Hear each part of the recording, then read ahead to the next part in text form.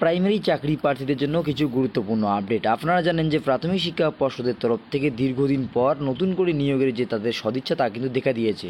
তারা ইতিমধ্যে রাজ্যকে চিঠি পাঠিয়েছে যে কিভাবে এই ওবিসি মামলা থাকা সত্ত্বেও শর্ত সাপেক্ষে কেমন করে 2023 টেটের রেজাল্ট প্রকাশ করা যায় এবং তার সাথে সাথে 2023 টেট এবং তার সঙ্গে 2022 টেট পাস প্রার্থীদের একসাথে কিভাবে ইন্টারভিউ নেওয়া যায়। তো কাজেই সেক্ষেত্রে কিন্তু খুব দ্রুতই রাজ্য সরকার থেকে সদুত্তর আসলেই কিন্তু প্রাথমিক শিক্ষা পর্ষদের তরফ থেকে যে নিয়োগ প্রসেস তা কিন্তু চালু করে দেওয়া হবে।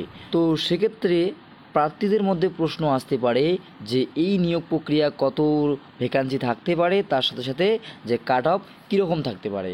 তো আপনারা জানেন যে বর্তমান পরিস্থিতিতে রাজ্য সরকার কিন্তু চাইছে যে খুব কম সংখ্যক নিয়োগ দিতে। তবে 2022 টেট প্রার্থীরা কিন্তু দাবি করছেন যে 50,000 শূন্যপদ তারা চাইছে। এখন দেখার বাকি থাকছে যে প্রাথমিক শিক্ষা পর্ষদের তরফ থেকে কত শূন্যপদ দিতে পারে।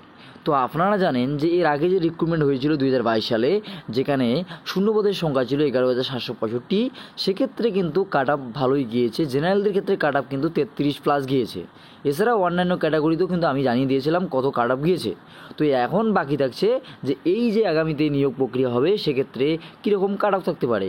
কেননা এই ক্ষেত্রে কিন্তু প্রার্থীর সংখ্যা অনেক বেশি রয়েছে। শুধুমাত্র 22 স্টেট প্রার্থী রয়েছেন 52,000+। এছাড়াও এনআইইউ যে প্রার্থীরা রয়েছেন তাদের ক্ষেত্রে কিন্তু 5,500 আশা করা যাচ্ছে।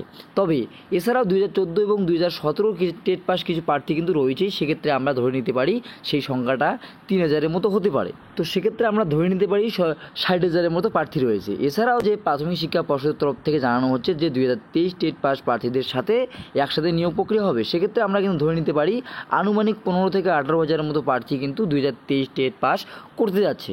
ফলে সংখ্যাটা প্রায় হয়ে যাচ্ছে 75 থেকে 80,000-এর মতো। তো এই বিপুল সংখ্যক প্রার্থী যদি ইন্টারভিউ প্রক্রিয়া অংশগ্রহণ করে সেক্ষেত্রে কিন্তু কাট অফ অনেকটাই বেড়ে যেতে পারে। তবে সেক্ষেত্রে ম্যাটার করবে যে তার ভ্যাকান্সি কীরকম থাকতে পারে। তো আমরা যদি আনুমানিক 12,000 ভ্যাকান্সি ধরে নেই সেক্ষেত্রে কাট অফটা কীরকম হতে পারে তা আমরা কিন্তু অ্যাজাম্পশন করে যাব এখন।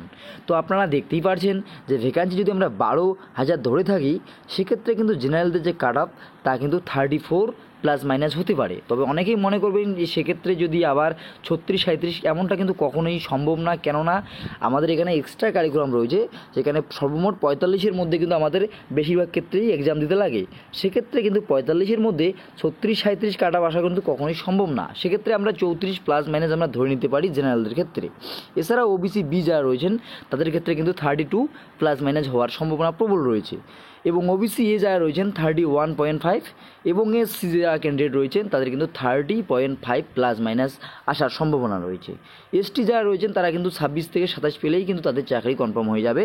এবং যারা পিএইচ রয়েছে তাদের ক্ষেত্রে কিন্তু 24+ পেলেই তারা কিন্তু এই নিয়োগে চান্স পেয়ে যাবে। তবে এখন অনেকে বলতে পারে এক্সাম টেট ক্যাটাগরির জন্য কীরকম আসতে পারে এবং প্যারাটিসারদের ক্ষেত্রে কীরকম আসতে পারে। তবে এই সমস্ত যে কাট অফ রয়েছে সেক্ষেত্রে তার নিচেই কিন্তু এই সমস্ত প্রার্থীদের কাট অফ আসবে। তো এখন আমরা কিন্তু 12,000 আনুমানিক একটা ভ্যাকান্সি ধরলাম।